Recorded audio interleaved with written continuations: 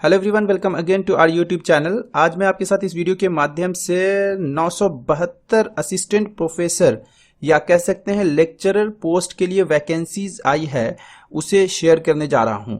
तो यहाँ मैं इस वीडियो का शुरुआत करता हूं सबसे पहले वैकेंसी पोजीशन से, यानी किस किस डिसिप्लिन में कितनी वैकेंसीज है उसके बारे में मैं आपको सबसे पहले बताता हूं। तो यहां से शुरू करते हैं। The vacancy position in different subjects with reservations for different categories are as per the following table. तो ये टेबल है जिसमें डिफरेंट कहा जाए कि कैटेगरीज भी यहाँ पे दिया गया है कि किस कैटेगरीज में कितना परसेंट रिजर्वेशन के बेस पे कितनी सीट्स है या वैकेंसीज है, उसके बारे में सब्जेक्ट वाइज बताया गया है। तो देखिए यहाँ एंथ्रोपोलॉजी जिसमें नंबर ऑफ वैकेंसीज 11, उसके बाद ST, SC, SEBC and UR ये सभी दिया हुआ है 111042। बॉटनी में 49, उसके बाद केमिस्ट्री में 60 वैकेंसीज है, कॉमर्स में 134, इकोनॉमिक्स में 78, 51 हो गया, एजुकेशन में इंग्लिश में 159, होम साइंस में 13, IRPM 3, logic and philosophy 73, mathematics में 42, फिजिक्स में 42, पॉलिटिकल साइंस 135, साइकोलॉजी में 24, संस्कृत 20, सोशियोलॉजी 15, स्टैटिस्टिक 2, उसके बाद जोलॉजी में 16 तथा टोटल जो अगर देखा जाए 972 यहाँ पे नंबर ऑफ वैकेंसीज है। और यहाँ ST, SC और बाकी यहाँ पे UR सभी का डिटेल दिया गया है। ठीक, अब चलिए मैं दिखाता हूं कि आपको ये वैकेंसी आई कहां से है। तो ये वैकेंसी आ रही है देखा जाए उड़ीसा से, यानी state election board department of higher education government of Orissa Bhubaneswar, वहां से आ रही है। ये एडवर्टीजमेंट नंबर है for the post of lecturer in non government aided colleges of Orissa. Website यहाँ दिया गया है, ईमेल ID दिया गया है। आइए यहाँ देखते हैं इसके बारे में detail. Online applications are invited for the prospective candidates for recruitment of 972 posts of lecturers DP posts in the scale of pay is Rs 44,900 to 1,42,400 as per matrix level 10 of ORSP rules 2017 plus usual DA as admissible from time to time for the non-government added college of Orissa is in different subjects. तो ये condition सब है online apply करने के लिए जो यहाँ पे बताया गया है। यहाँ वेबसाइट दिया गया है www.ssbodysa.ac.in at the link available on the site.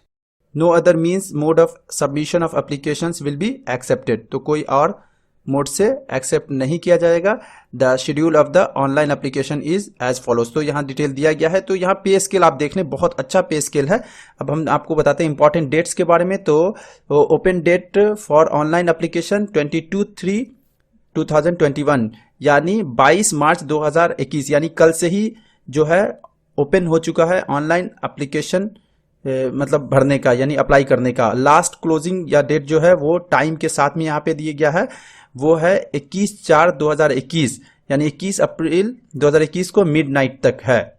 ठीक है, उसके बाद यहाँ पे नोट दिया गया है for more detail please refer to instructions under how to apply पे जाके आपको डिटेल जानकारी मिल जाएगी। Candidates in their own interest are advise not to wait till the last date, और आप पहले अब सबमिट कर दीजिए या अप्लाई कर दीजिए ताकि रशेस से बच सके।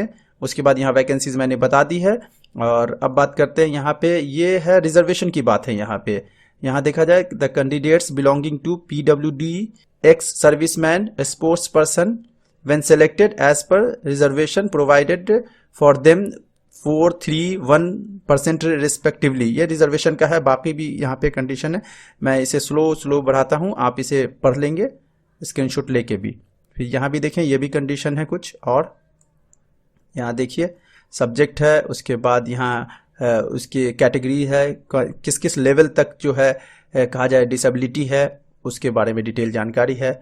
और तो आगे बढ़ते हैं, क्योंकि वीडियो लंबी हो जाती है इसलिए मैं जल्दी बताता हूँ। एज लिमिट की बात किया जाए यहाँ पे, तो यहाँ देखा जाए कि जनरल कैटेगरी के लिए बताया गया है shall be 21 years and maximum age shall be 42 years. Of age age on 1/1/2021, ठीक है, दैट इज 1 जनवरी 2021 तक या को आपकी एज यानी अप्लाई जिसे करना है, मिनिमम एज 21 साल होनी चाहिए और मैक्सिमम 42, उससे आगे नहीं होनी चाहिए, ठीक है।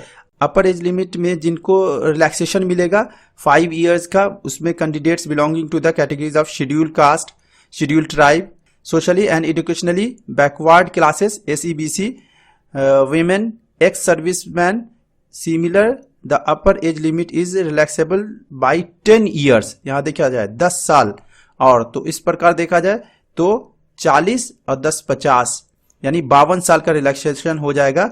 For the candidates belonging to PWD categories there will be age relaxation for ex service man as per government guidelines, तो गवर्नमेंट का जो गाइडलाइंस है उसी बेसिस पे एक्स सर्विस मैन को रिजर्वेशन मिलेगा। एजुकेशनल क्वालिफिकेशन की बात किया जाए तो सब जगह एक ही जैसा होता है, यहाँ देख लें फिर भी all the qualification required should be on और बिफोर 1 जनवरी यानी 1 जनवरी 2021, 1 जनवरी 2021 ही यहाँ जो है डेट कैलकुलेशन है किया जा रहा है डेट का, तो एज के लिए भी और यहाँ पे जो कहा जाए कि एजुकेशनल क्वालिफिकेशन है उसके लिए भी है।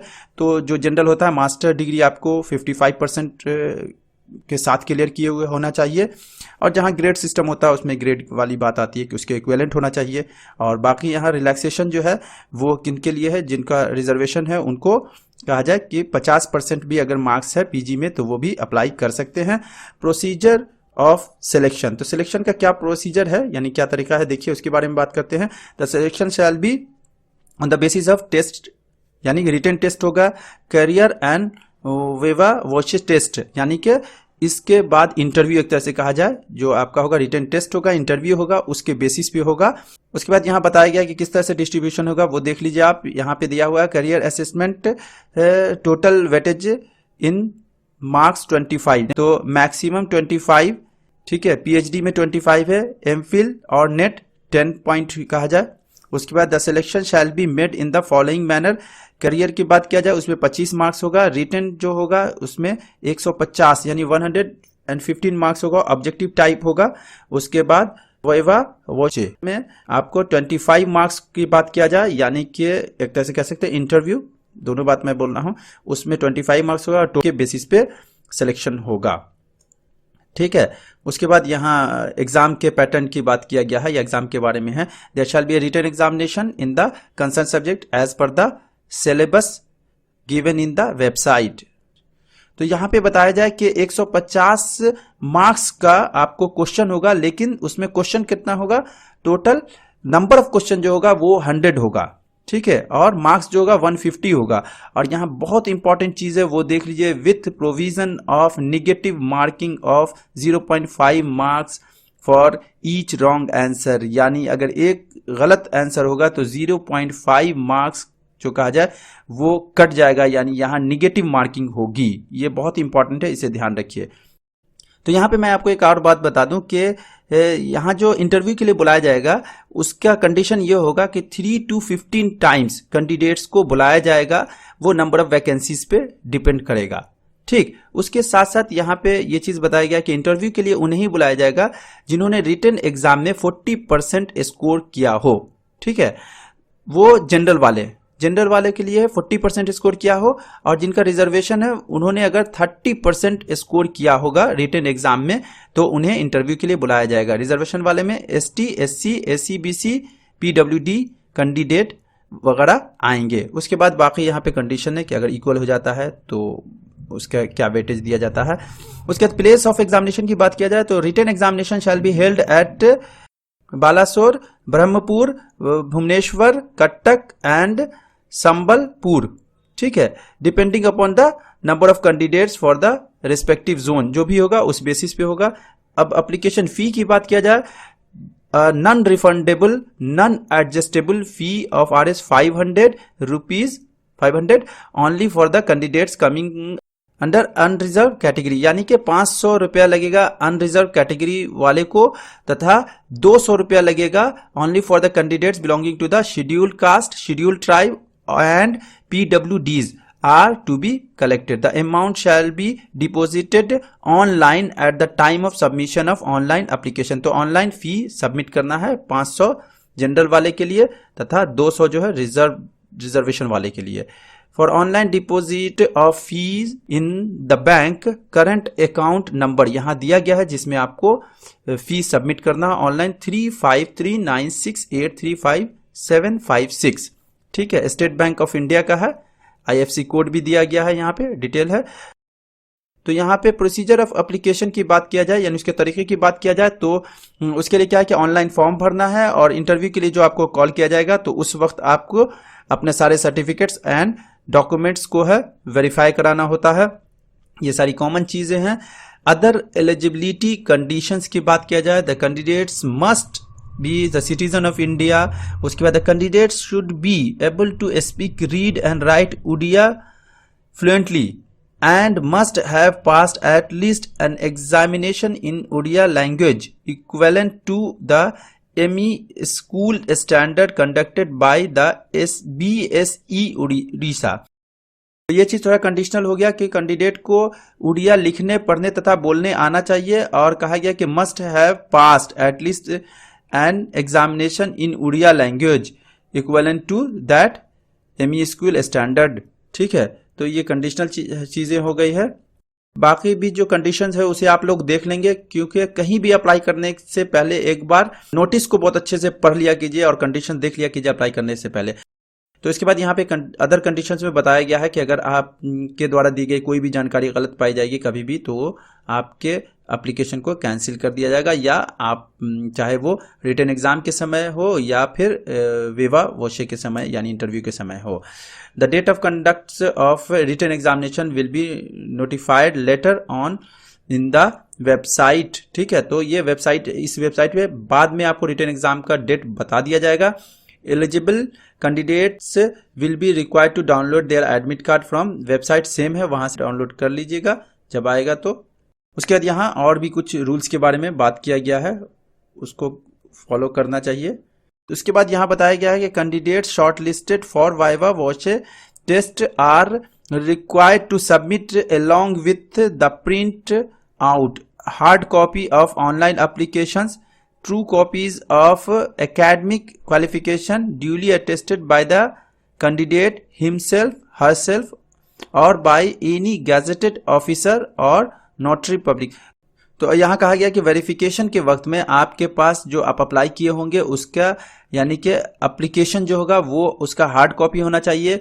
उसके बाद आपके पास जितने भी एकेडमिक क्वालिफिकेशन है उसका फोटो कॉपी जो होगा यानी कि डिग्री का जो कहा जाए या डॉक्यूमेंट्स जो होगा उसके फोटो कॉपी जो होगा उस पर आपका सेल्फ अटेस्टेड होना चाहिए या फिर किसी गैजेटेड ऑफिसर का अटेस्टेड होना चाहिए.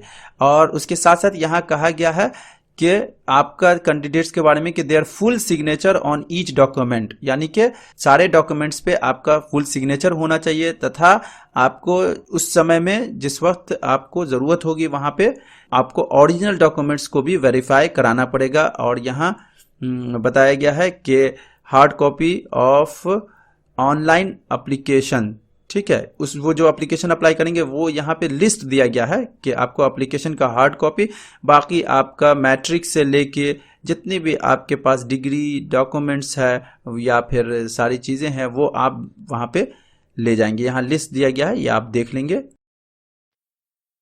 उसके बाद यहाँ पे identity card for sports person issued by director of sports Orissa wherever applicable, no objection certificate, ये सारी चीज़ें हैं. हाउ टू अप्लाई में है candidate must apply online through the concern website जो बताया गया है. उसके बाद यहाँ candidate must go through the detail instructions before filling up online application form. तो वो आपको करना ही है, डिटेल पहले भी बता दिया, उसके थ्रू गुजरना है. Candidates are requested to upload their latest passport size photograph along with a scanned image of his her full signature and left hand thumb impression. तो फोटो सिग्नेचर तो होता ही है लेकिन यहाँ पे एक एडिशनल है कि लेफ्ट हैंड का थंब इम्प्रेशन होना चाहिए which must be clearly identifiable यानी कि कहा जाए कि विजिबल होना चाहिए, अदरवाइज एप्लीकेशन जो है उसे रिजेक्ट कर दिया जाएगा. The requisites fees must be deposited online at the time of online application। Common सी बात है। Canvassing in any form will be treated as cancellation of candidature, यानी किसी भी तरह का अगर आप उस पर कुछ चेंजेस लाते हैं या चेंज करते हैं तो उसे आपको कैंसिल कर दिया जाएगा आपकी कैंडिडेचर को। तो उसके बाद यहाँ कहा गया है कि जो स्टेट सिलेक्शन बोर्ड का जो डिसीजन होगा वही फाइनल होगा। तो इस प्रकार मैंने आज आपके साथ लेक्चरर की 972 लेक्चरर पोस्ट के लिए वैकेंसीज आई है उसके बारे में मैंने बताया, जो कि state selection board department of higher education government of Orissa वहाँ से आई है। तो आप लोग इसे अप्लाई करें और जो एलिजिबल हैं इसके लिए। तो आप सभी को बेस्ट ऑफ लक। अगर मेरे द्वारा दी गई जानकारी पसंद आई तो चैनल को सब्सक्राइब कर लें, आपस में इस वीडियो को शेयर कर लें और कोई कमेंट हो तो ज़रूर करेंगे। Thank you for watching. Bye, see you again.